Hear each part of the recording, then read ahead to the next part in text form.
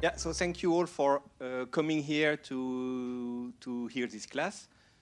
So I'm gonna talk about LLM now.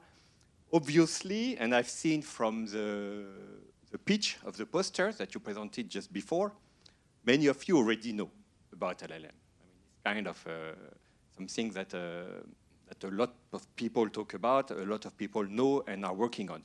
So I'm not going to go into the details, technical details, because this is not the most important, I think. I mean, if you just want to know about technical details, it's pretty easy to get very good tutorials on, I don't know, the attention or whatever you want on LLM. So, but my objective here is rather to try to give you some concepts, some insights, some understanding about what is behind the LLM, how it really works internally, what it does and what it cannot do.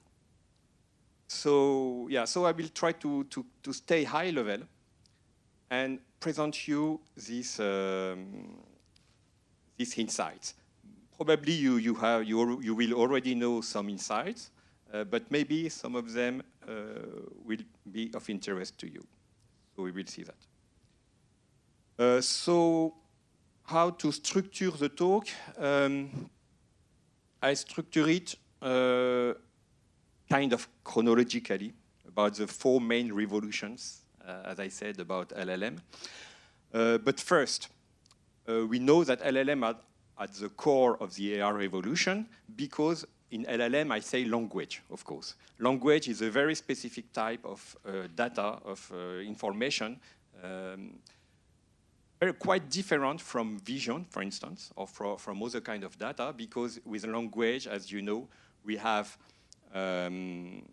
all the knowledge that is encoded, all the human knowledge that is encoded in language. Language, I also heard a talk a few days ago by a professor at Oxford who was explaining this kind of concept and showing that language is the basic building blocks of our bureaucracy system, but bureaucracy in the large sense. Bureaucracy meaning all the political systems, all the financial systems, all the administrative systems of human societies are based on language. So you have a lot of very specific type of data language, not the same as a vision of this kind of language, of data.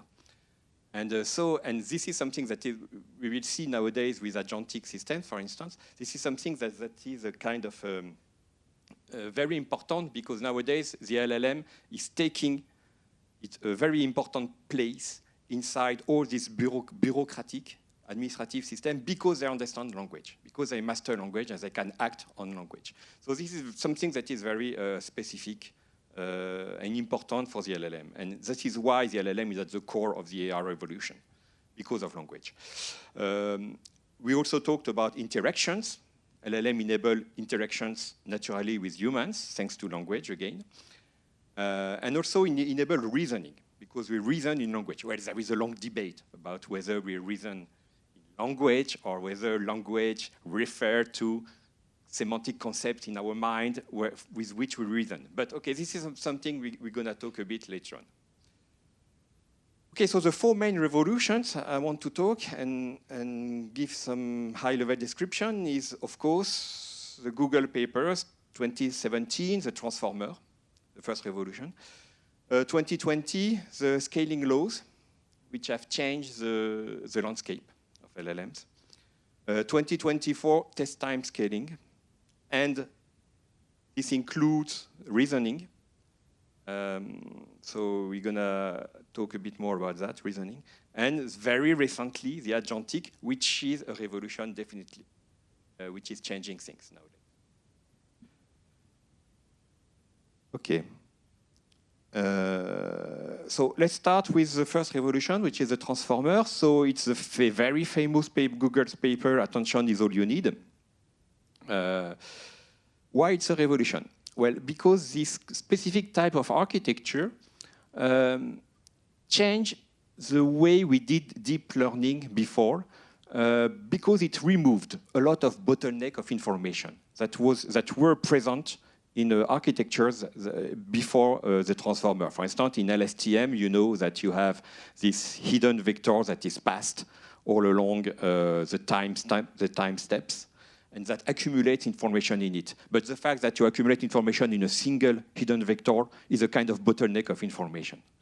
Same thing for convolutional neural networks, where you merge information layer after layer into smaller dimension vectors. And when you do that, you reduce the dimensionality where you store information. So this is one of the main reasons, because you know that transformer does not do this kind of dimensionality reduction and bottleneck. So transformer is really this is one of the main ideas of the transformer and main capability. It also removes some positional bias that you know about the LSTM.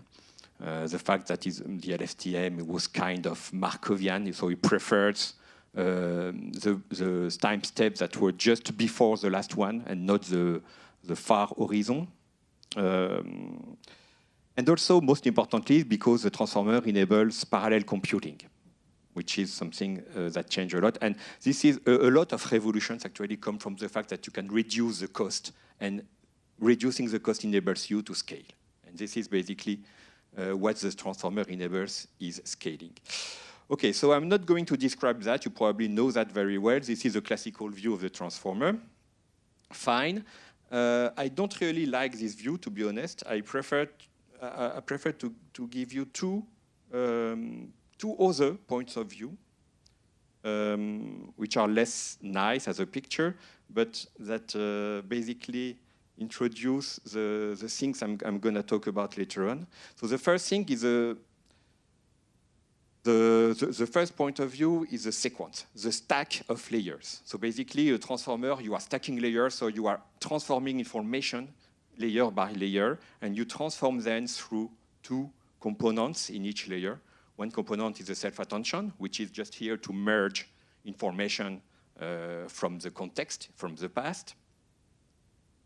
And so the attention is basically just taking concepts and creating new concepts that then are going to be used as a query inside the MLP, multi-layer perceptron, the feed-forward that is just inside each layer after the self-attention. So just this picture, you have the self-attention that merge concepts, and then this concept is used as a query in the MLP, which is just a memory access, memory block. So this concept you will be transformed in the NLP into a new concept that propagates to the next layer. So you have this sequential propagation of information. Okay, this is the first concept that I wanted the first point of view I wanted to talk about. The second point of view, I think, is even more important. It's the residual stream point of view. Because usually when you look at this kind of picture about the transformer, this picture focuses on the layer, and then we had around the layer this residual connection, and we say, okay, the residual connection is just here because it enables to train more smoothly a deeper network. Okay, that's true, but in this point of view, you focus on the layer, and the residual connection is just like an artifact. But in fact, if you rather inverse this and you look at the residual layer, you build something like a residual stream, what we call the residual stream, which is where all the information flows in the transformer. So the information flows in a kind of information bus that is called the residual stream.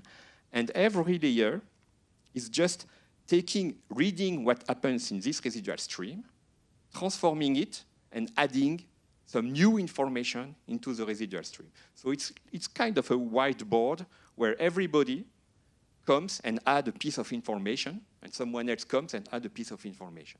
So information accumulates in this residual stream. And actually, there are lots of work that shows that the information added by one layer is an epsilon of information. So every layer just does not erase everything on the whiteboard. Every layer just adds a small piece of information. So I think, yeah, this is kind of interesting point of view because it will we will use that for parallel that we do with computer programs. Okay, so this was a 2017 picture of the transformer. Nowadays, to be honest, it has not changed a lot fundamentally. It's nearly the same, except that there has been lots of small improvements now, here and there on this basic architecture. So classically, modern implementation of transformers use, I'm not going into the details, I don't have time anyway, but all these small, like hope, another kind of normalization, the fact that we pre-norm instead of post-norm, the fact that we use SWI-glue instead of ReLU, of all these kind of little tricks, improve a bit either the capability of the transformer or, more importantly, its complexity, so its cost. Group query attention is also something that is used a lot to reduce the cost. No bias in the matrices to reduce the cost again. A lot of long context tricks because long context is nowadays extremely important. So a lot of them. And we nowadays tend to merge layers to replace some of the layers, but not all of them, and we will see why. To replace some of the layers by self-attention, by, for instance, mixture of experts or MAMBA, linear kind of attention, to reduce the cost again, most importantly. Okay, so, but fundamentally, it has not changed. Okay, 2020, the scaling laws. Who has the reference here? Who knows why I put this picture there? Oh, okay. okay. So maybe you will learn a few insights. Okay. Okay, what is a scaling law? A scaling law is nothing else than a power law, a power function, mathematical function, which is this one, y of x equal a times x power minus gamma plus b. Okay. This is the power law, and this is also what we call the scaling law. We are interested in that because we know that this measures exactly the test loss, so the error made by the LLM when we train it as a function of x, which is the scaling variables, and actually there are three scaling variables, main scaling variables, which is the compute, the model size, and the dataset size. And the most important variable in this power equation is the gamma, or sometimes it's called alpha, whatever, which is the slope. When we plot the scaling law on the log linear axis, this is the slope of the equation. So here is exactly the example. So this one this paper was produced by Baidu before the LLM. So it was with a deep neural network, classical, but you already observe the scaling law, and you plot that in log domain on the x-axis and in log domain for the error. So here the x-axis is the dataset size, and you observe these three main regions. The regions on the left, we just don't care about it. Small data region, it's not important. And the region is the power law region when you have this gamma, which is the slope of this line, linear, this line. So this slope is very important because the greater it is, so the faster the model improves when you add more data. So this is really what matters. Right? It's not only to evaluate a model using a point-wise, you evaluate on a test corpus and you say, well, it's better than the other model. No, it does not work like that. I mean, you have to prove that that basically its scaling law is better than the other model. And this is where things are more difficult. And the last region, it is the irreducible error, or the fact that the performance saturates, so you cannot gain anything. And this was what's happening with the DNN, but nowadays with the LLMs, we never reach this region. I mean, this is something that is very typical with LLM, is that we are always in the power law region. We never manage to reach the saturation of the model, where the model saturates. Even when you feed the whole World Wide Web into the model, you never saturate the model. This is something that we are not there yet. I mean, the LLM, the transformer is really a very, very nice architecture for that, for scaling. Okay, so but the real scaling law of transformer is the Kaplan scaling law produced by Google in 2020.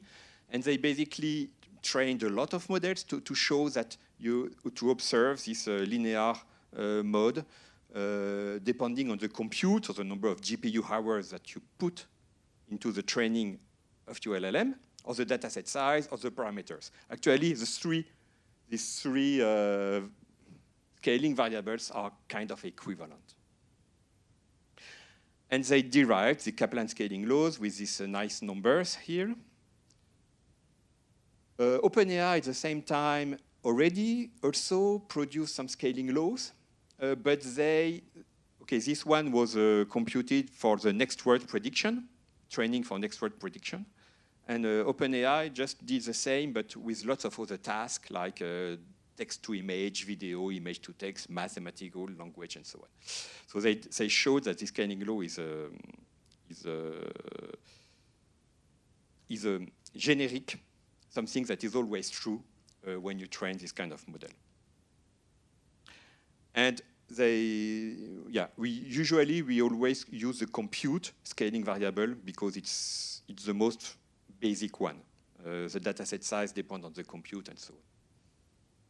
Okay, so this is where the picture comes from, the chinchilla scaling law in 2022. So it was a chinchilla. Yeah, this was a smart, nice one. The chinchilla scaling law is the most famous scaling law in LLMs. It's been invented 2 years after the Kaplan scaling law. And basically, it's the same law, of course, but they just modified the computed new coefficients. And they said, OK, now the real coefficients are these ones that are more precise, and they are really scaled to larger compute range. So this is what they did with the scaling law. And it changed a bit the way we view LLMs. We viewed LLMs because before the chinchilla scaling law, so you have the paper if you want to read it. For the Kaplan scaling law, basically, it was saying, OK, if you want an optimal model, you should scale the model size. And that's why at the time, we had huge models like, I think it was GPT-3 or Bloom or this kind of models were huge at the time because they followed the Kaplan scaling law. And then Chinchilla comes and says, no, it's wrong. The real coefficients show that you don't need to scale the model size, you just need to scale the data, which is the more important. So that's why you have basically here on this plot, the optimal size of the model depending on the compute. And the top one is the Kaplan scaling law, the bottom one is the Chinchilla scaling law. And so we reduced a lot the model size after we discovered the Chinchilla scaling law. So that's why in 2022, the models were much smaller than before. Nowadays, we again have 1 trillion tokens or things like that. That's not because the Chinchilla scaling law was wrong, of course. It's just because the compute increased. So we are farther on the right of this curve compared to 2022. Okay, so this is the Chinchilla scaling law. So it's just power law as classical, and you have a number of coefficients that are these ones. Okay. As you see, that the most important coefficient that we always report is the slope of the scaling law. Okay. Another thing very interesting that Google did in 2022 was to compare the scaling laws of multiple architectures, deep architectures. The transformer one, of course, and many other kind of architectures, especially linear type of transformers. So you know that the main problem of transformers is the quadratic cost that comes from the self-attention. For the self-attention, you have to loop, first loop over all the tokens, and for each token, a second loop over all the tokens. So this is quadratic, and this costs a lot, especially when you want long context. So a lot of linear attention have been invented. Like Mamba, for instance, it's a kind of a linear attention, but there are other ones that have been listed there. And they computed the scaling law. And what they observed is that basically, so this is alpha, so the slope for different conditions, say, that basically the most important slope is always the best for the quadratic attention, quadratic self-attention. So all the other linear attention modules have a lower scaling law. So as I said before, even if you do some experiment, if you find a paper that reports, yes, I beat the classical transformer on this task, fine. But now you have to prove it on the scaling law, and scaling laws show that the quadratic is still the best. And that's why we use it. We still use it. And there are some good reasons for that. There are a number of papers. I'll just pick the most recent one, but there are others. If you are interested, you can just click on it. That proves, so mathematically, that when you mix or when you use linear attention, or if you mix linear attention with quadratic attention, you reduce the expressivity of your model, of your transformer. So it's really a kind of and not okay. You could say, yeah, but the expressivity may be for some tasks that we don't care about in real life, but it's not the case. I mean, here what they prove is that the expressivity that is reduced is, for instance, sequential function composition, which means multi-step reasoning. So if you lose this, you reduce your capability of model on multi-step reasoning if you mix. So it's a kind of compromise. You have to. It costs less. It enables you to scale maybe better because you better use the compute when you use linear attention, but you reduce your expressivity. So yeah, there are theoretical limits of linear attention, and again, that's why we still have quadratic attention nowadays. Okay, scaling law exists for a long time. We have seen that when we train LLM, we have emerging capabilities that emerge. So it means capabilities that appear that the LLM is able to solve only after a given size or a given amount of training, of compute. The most important emerging capability that you know, that you use every day is in-context learning, of course.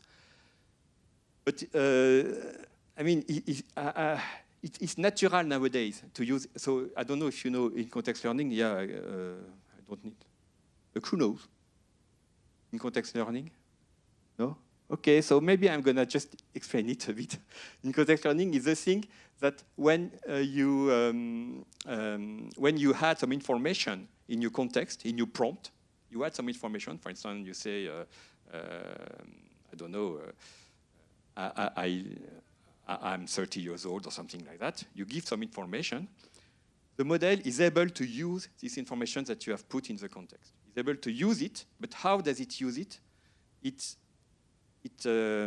uses its residual stream to learn this information into pseudo parameters that are in the residual stream. So that's why we call it in-context learning, that because it uses the residual stream of the transformer as a stack of variables and inject the information that you put in the context into this kind of variables. So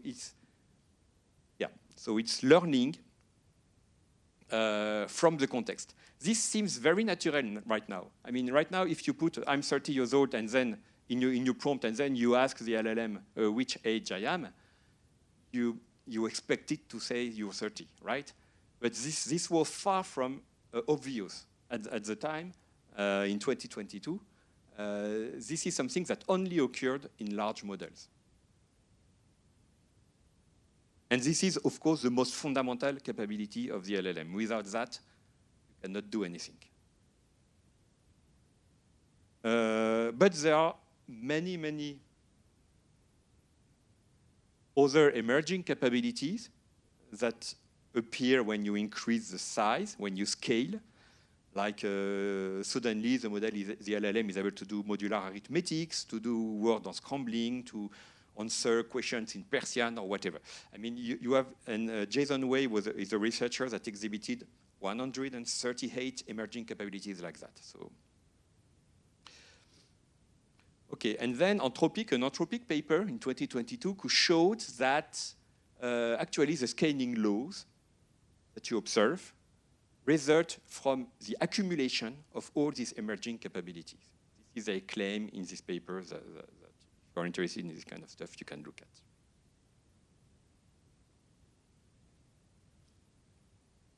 Okay, let's go 2 years ago. Test time scaling. Yeah, the year is a bit arbitrary, but actually I choose the date of the release of the 01 model because, of course, the idea move a bit around the time. But this revolution is really something that changed a lot, test time scaling. So more specifically, reasoning. I'm going to talk about reasoning. We've seen just before 2024, 2023, we knew that scaling during training with more compute gives better results. This was something that was known. What we discovered at that time is that if you scale during test time, it also improves results, and improve results a lot. And this is the basis. One of these methods is chain of thought that's been invented in 2022, but we discovered later on that if you increase its size, using more compute, you improve the results. So there are actually many. Test time scaling is more general than just the chain of thoughts. Maybe the chain of thoughts, just to define it, the chain of thoughts is when you ask a model, for instance, to reason, to solve a mathematical problem, and the model is going to reason internally. Okay, I need to do that. I need to solve this equation. I need to solve the equation. And at the end, it says, okay, here is the answer. So all the part where it's thinking itself is a chain of thought. But so the chain of thought is used a lot. It's not the only way to increase test time, and many ways, all these ways improve the results. Not only chain of thought. We are only talking about chain of thought, but all these ways improve a lot. For instance, longer context reasoning is the chain of thought. If you increase its length, it improves. But you can also do sampling, which is another way to use more compute at test time. So in sampling, you just ask the model to generate multiple candidates, and at the end, you look at all the answers, and you choose the majority vote, the best answer. This is best of n. Or you can search into more, a search like in a tree. So you try some solution, chain of thought. You can even go back, try another one. All these kind of methods work with short chain of thoughts, but add compute at test time.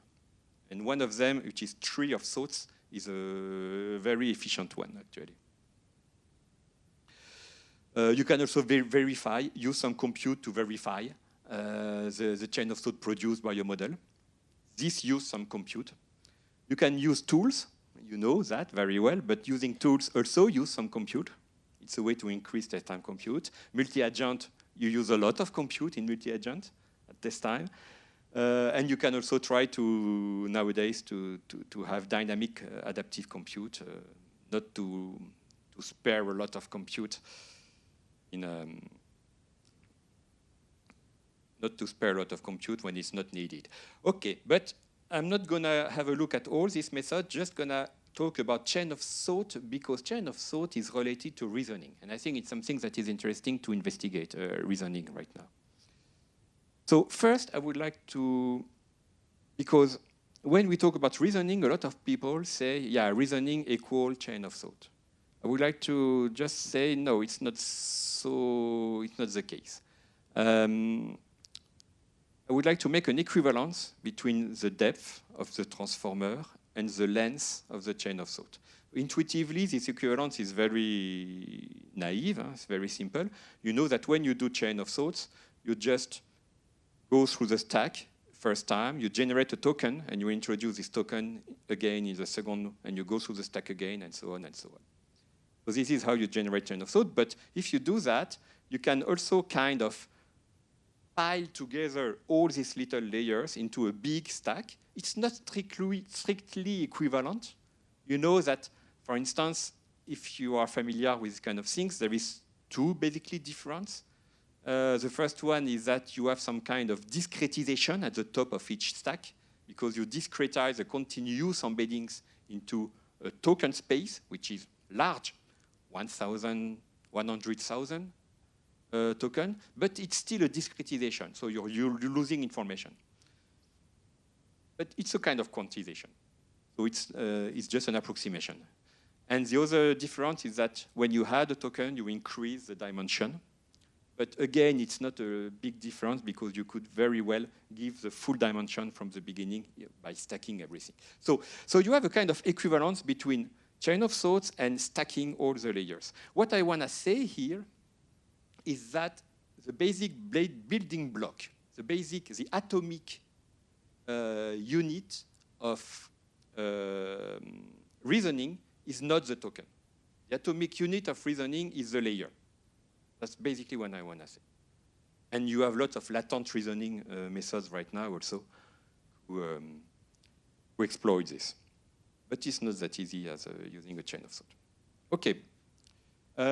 Can we trade? So if we have this kind of equivalence between chain of thoughts, so unwrapping in time, and depth, which is just a single time step, we could try to trade depth for chain of thought length. The chain of thought length can take time. It's sequential. You could say, OK, if I increase my depth, I will gain some time. And this actually depends on the relative expressivity of both scaling. If you scale the depth or if you scale the chain of thought. And there are a number of theorems there. The first one is the depth separation theorem, which concerns the depth, increasing the depth, which says that indeed, if you increase the depth, you increase exponentially your expressivity. So the model, so this is increasing the depth is very efficient for increasing the expressivity of your model. So this is nice, but of course it's counterbalanced by another theorem, which is the residual expansion theorem, which says that the problem with increasing the depth is that it's equivalent to modeling your model with an ensemble of shallow models, and the size of this ensemble of shallow models is exponential with the depth. So this is the problem, because then you have an exponential number of shallow models that cumulate their information, and this leads to instability. So you have kind of compromise between both theorems, which makes it's not so easy to increase the depth of the large language models. Okay, and I give you another paper with a third theorem there about the chain of thought expressivity, which shows that using polynomial, if you increase polynomially as a function of the initial prompt with a chain of thought, you can solve P or NP if you use a tree of thought, and so on. This is, if you are interested in this kind of expressivity, you can have a look at that. So overall, okay, this was theoretical expressivity of both the depth and the chain of thoughts. Now, if we look at the practical expressivity, we know that it works very well, the chain of thought. It replaces fine-tuning. So you don't need to fine-tune. Well, more said differently, if you fine-tune a base model, and if you use the base model with a chain of thought, you can reach the same level of performance, basically.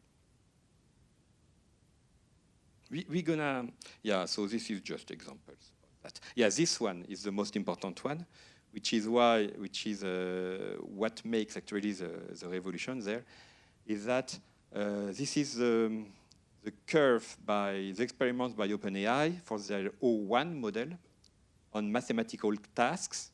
Amy is a mathematical task, and they compute the accuracy of their model when they increase, they scale their training. This is on the left. On the left, they scale the training of their model, so they put more compute to train their model. And on the right, they scale the chain of thought with the same basic model. And what they show here is that they improve faster by scaling test time than by scaling training time. So basically, they say it's better to put GPU at test time if you want to get the best results, rather than using this GPU at train time. Of course, it's not that simple, but this is quite interesting, this scaling property. Okay, I would like to deep a bit more into this chain of thoughts. Why does the chain of thought improve results? Because after all, the chain of thought does not bring any new information into play. I mean, it does not, I'm not talking about RAG or whatever you want. There is no new information that comes into this chain of thought. The chain of thought is generated by the model itself. So it already knows all this information. So why does it improve? Because there is no more information, no new. The reason why is because the chain of thought gives time to reason, and the model needs time to reason.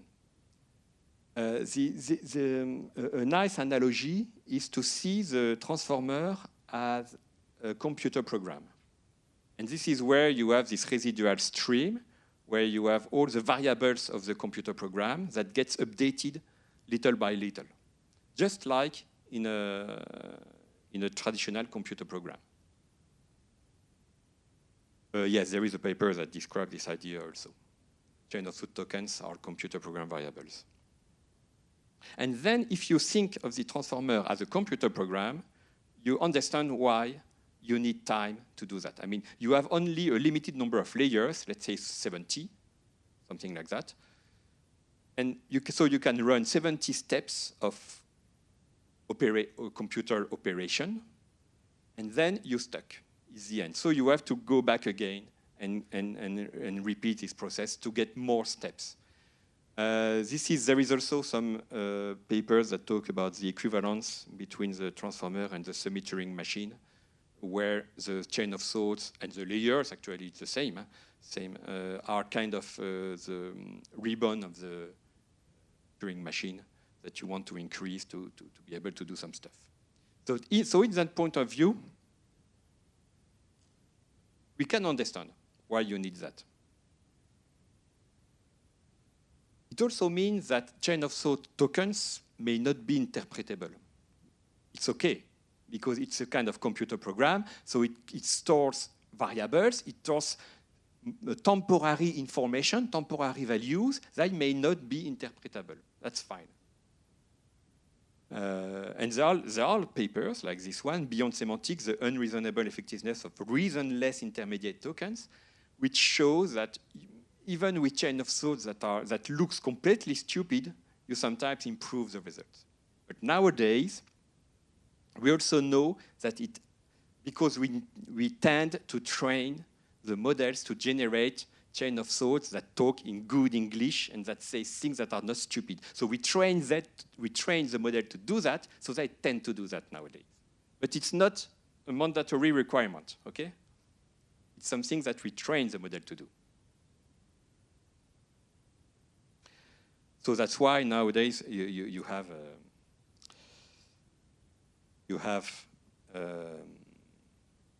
chain of thoughts that look okay, understandable. Okay, so we know that they're kind of reason, the LLMs. I would like to query how do they learn to reason. The example with stochastic parrots, you know, where you basically, because if the model is just, you know, taking an algorithm that appears in some training documents and applying it again as it is to a new data, then it's not really reasoning, right? It's just mimicking, taking an existing algorithm and applying as it is. That's not what I would call reason. So do they do that, or do they do better? Okay, what time is it? Maybe I'm gonna skip this one, but no, the main idea, as I said before, we reason, to have reasoning, we need generalization. This is the most important thing. Not only memorization, but we need generalization. And we know there are a number of cues, I'm not going to describe them here, that prove that LLMs do generalize. A classical example is this one that you maybe, who knows about this grokking phenomenon? Ah, more, okay, a bit more. Okay, so this is one of the proof that, experimental proof that the LLM generalize, which is basically when you train, okay, I don't see, yeah, when you train for a very long time, okay, first, when you train for short time, let's say 100 optimization steps, you learn nothing. After some time, your performance improve up to 100% on the training corpus. So you memorize by heart the training corpus. And it stays like that for a very, very long time. And after a very, very long time, suddenly it generalizes. It's able to get performance on items that it has not seen at training time. And this is a task for modular division or modular arithmetics, this kind of task. Because it's easy to experiment with that. And why does it do that? It's because, and this is something very interesting, we take the residual stream of the transformer and we look at what information is inside this residual stream. So we take the vectors, the raw vectors in the residual stream, and we apply some kind of PCA, for instance, to plot what information, how the information is structured in the residual stream. And when we do that, we see that at initialization, all the numbers, because we are doing modular arithmetics, all the numbers are random. After overfitting, so when it learns by heart, the training data sets, they still look random. And when they grok, when the model is groking, then suddenly you have a structure that appears in the residual stream internally of the LLM. And this structure is very good for modular arithmetics. The nice circle of numbers ordered, sorted. So this means that the LLM, just by looking at examples, is able to generalize by discovering the structure, the latent structure that generates the data. This is what it means. So this is how the LLM generalizes, by discovering the latent structure of the data. These are just other examples. Okay. So, yeah, so we know that the LLM training dynamics follows some phases, and that you have to wait for a given compute to get this generalization. Okay. Yeah, just another examples where, for instance, they discovered in the residual stream the map of the word, but just by looking to items. But so this is just to show that other kind of structure can emerge rather than just arithmetic structures. Okay, we now see that the LLMs learn to learn.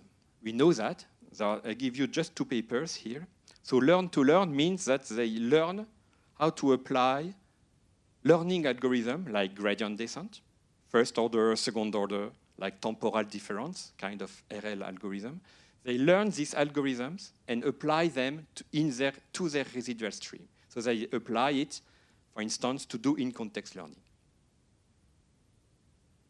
So first, they generalize by discovering the latent structure, and second, they learn training algorithms. So these are all cues that tend to prove, that tend to suggest at least that the LLM is generalizing and not only memorizing. At least it has this ability to generalize. But this does not say whether they actually do that when you reason. It's not because they can do that they do that when they reason. So here, there are some very nice work that studies what's going on when you do chain of thought reasoning in LLMs. This paper, Procedural Knowledge in Pre-Training Drives Reasoning in a Large Language Model. What they did is an experiment trying to understand what information the LLM is using when it's writing its chain of thoughts. And I just put here the conclusion here, but I will explain a bit after how.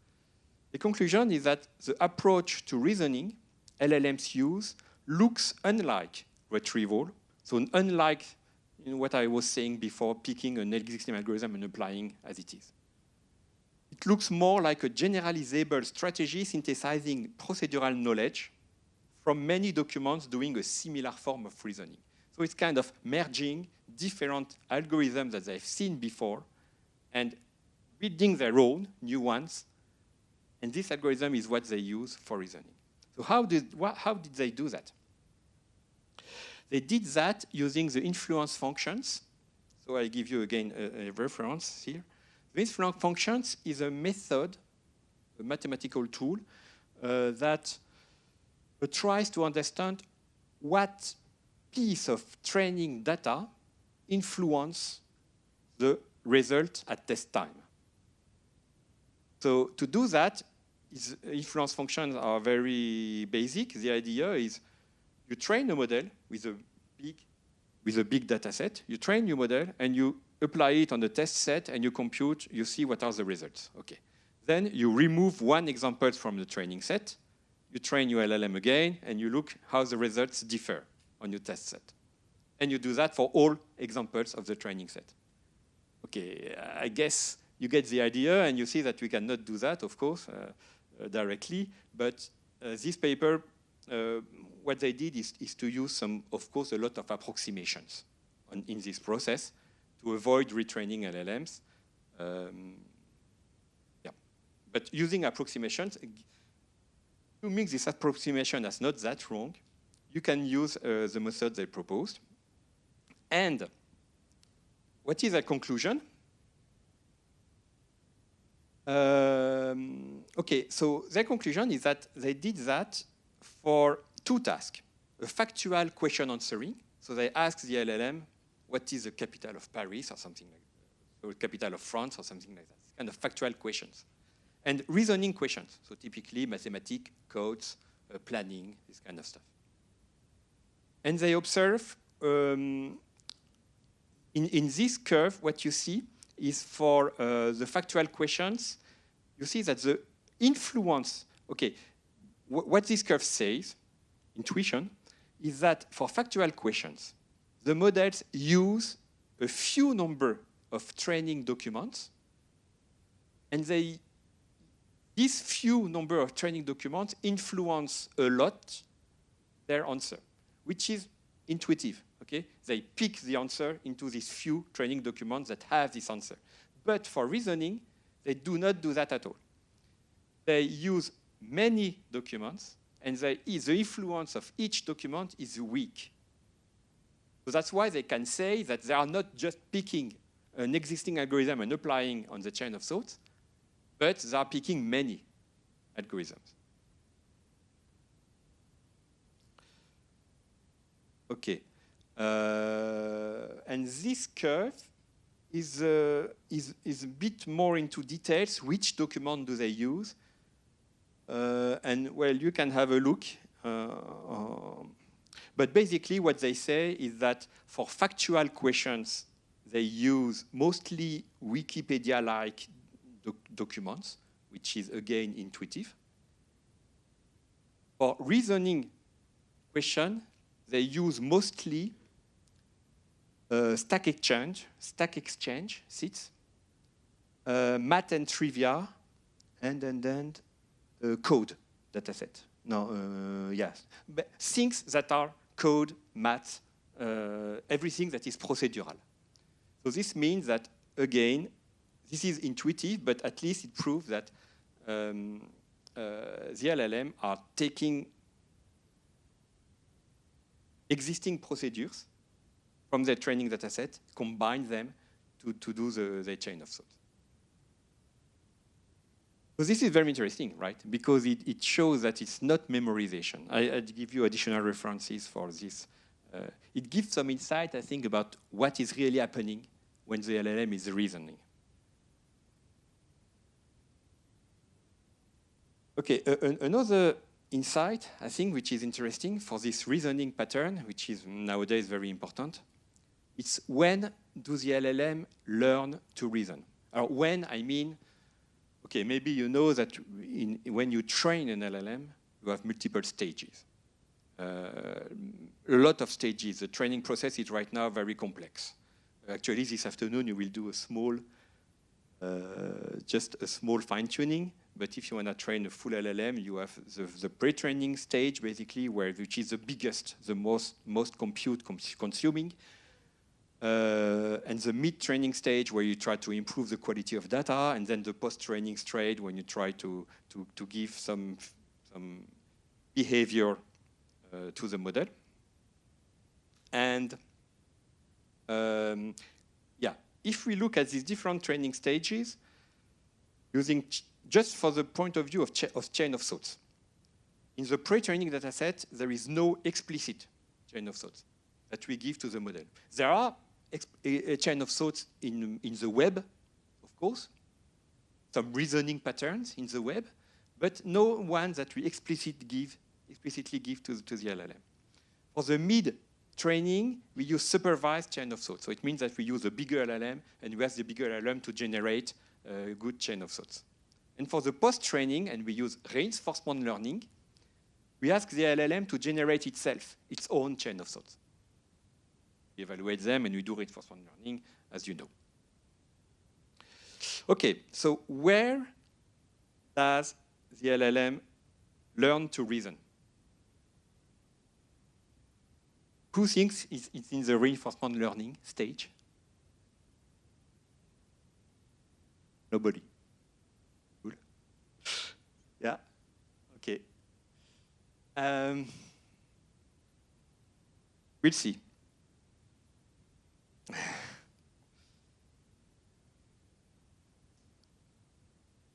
Reinforcement learning is something that is used a lot, actually, for reasoning, and is very important, especially for agentic reasoning right now. We know that reinforcement learning with chain of thoughts improves performance on reasoning benchmarks. This is just one example of many papers that show that you need to do reinforcement learning nowadays. But this does not mean that reinforcement learning injects the reasoning capabilities into the LLM. So one of the main questions is, does reinforcement learning inject these capabilities into the LLM? There are some cues that tend to show that no, it does not add new reasoning capabilities into the LLM. One of the cues dates back to the early 2025 with the S1 model. That was a reasoning model, a competitor at the time of the O1, which proved to have quite good performances with only 1,000 manual chain of thoughts, manually written chain of thoughts, so very high quality chain of thoughts, and trained with supervised training. And the model was performing extremely good. Another cue is that nowadays when you train an LLM, you always start by distillation of the model. Distillation means that you take a big model, you ask it, generate me 1 billion chain of thoughts, high quality, and you use that to train your new model in a supervised training way, not RL, just supervised training. And this gives already quite good results. Of course, after that, we do reinforcement learning to improve the result. But first, we do distillation. If you don't do distillation, it's really hard to get reasoning, just with RL. And there are some work that shows, we can go even deeper and show that the reasoning capabilities are already in the base LLM before any post-training. And to do that, I show you this paper. Does reinforcement learning really incentivize reasoning capacity in LLMs beyond the base model?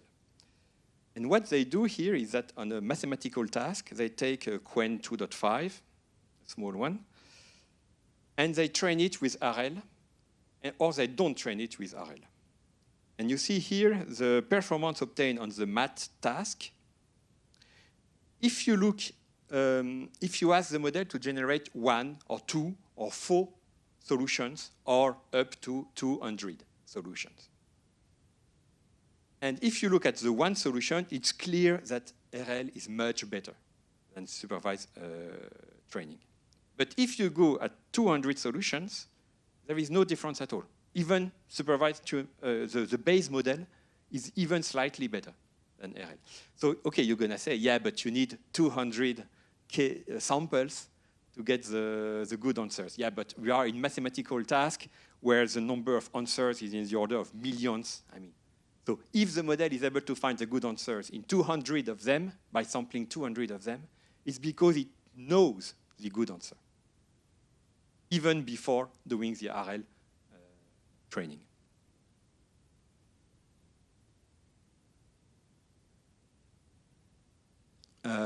Yeah, so it looks like, so the base LLM generates a chain of thoughts that are as good as the post-reinforcement learning for math, code, visual reasoning.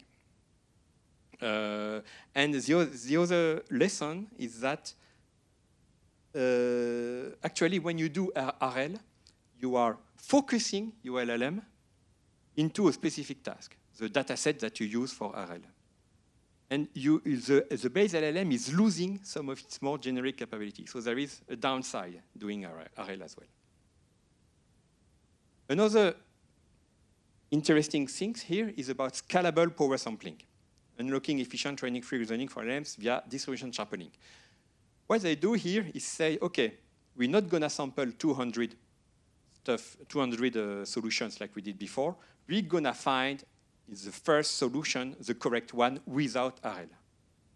And to do that, they show that the main problem with when we use a base model right now is that we sample in a very bad way the solution.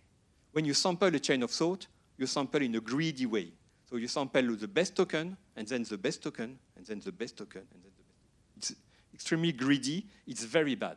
And they show that if you sample globally optimal, so if you sample according to P of X power alpha, whatever, alpha is a constant, but if you sample according to power to the global optimum over the full chain of thought length, then you get the correct answer immediately.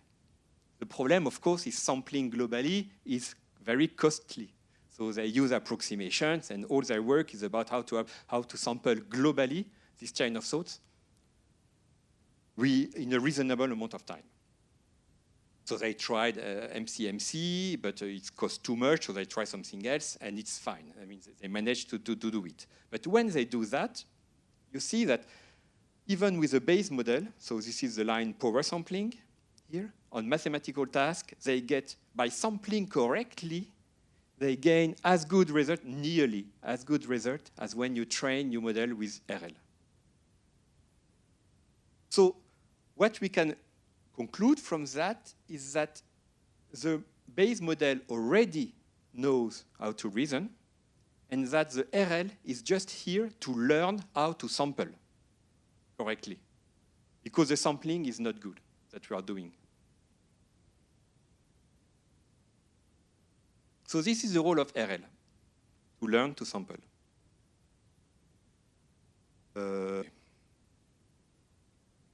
Time is it?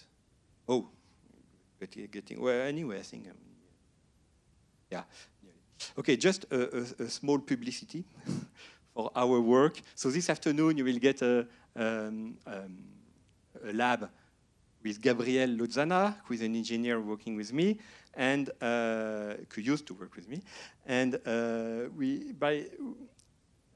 he developed a model that reasons in French.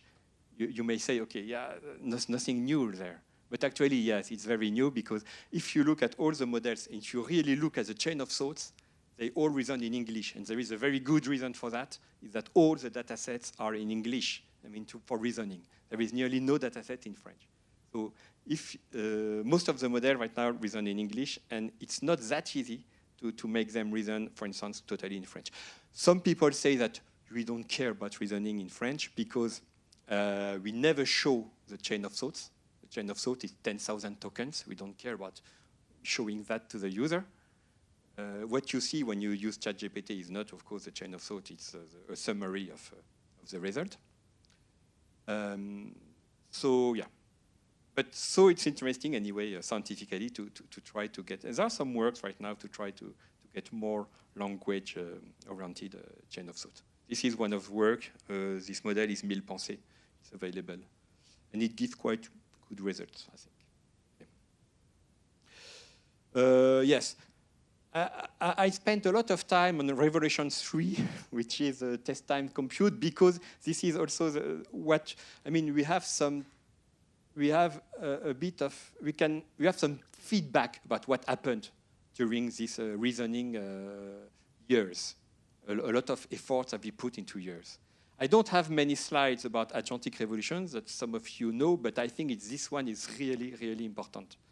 It changes things a lot. But we don't have the feedback yet. We need 1 or 2 years maybe to understand more what's going on. So an AI agent is basically we replace the question answering process with the LLM by using the agentic loop, which is the LLM now analyze, observe, you input, observe the environment, decide, plan what to do, act. This is a reasoning act, react framework. Act by calling tools, verify the output, observe again, fix the bugs, go on and go on. This is the agentic loop, which makes things quite different from what it was before. And the harness is all the tools around. It's a revolution because enables to go much, much farther than what we can with a single question answering. It changes also a lot how you train an agentic LLM. Training an agentic LLM is not at all the same as you train a classical LLM.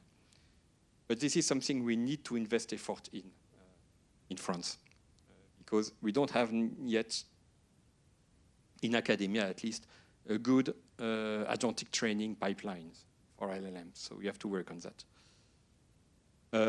And then there is an evolution about that with multi-agent. So in multi-agent, you use smaller LLMs, and this is something very interesting with agents.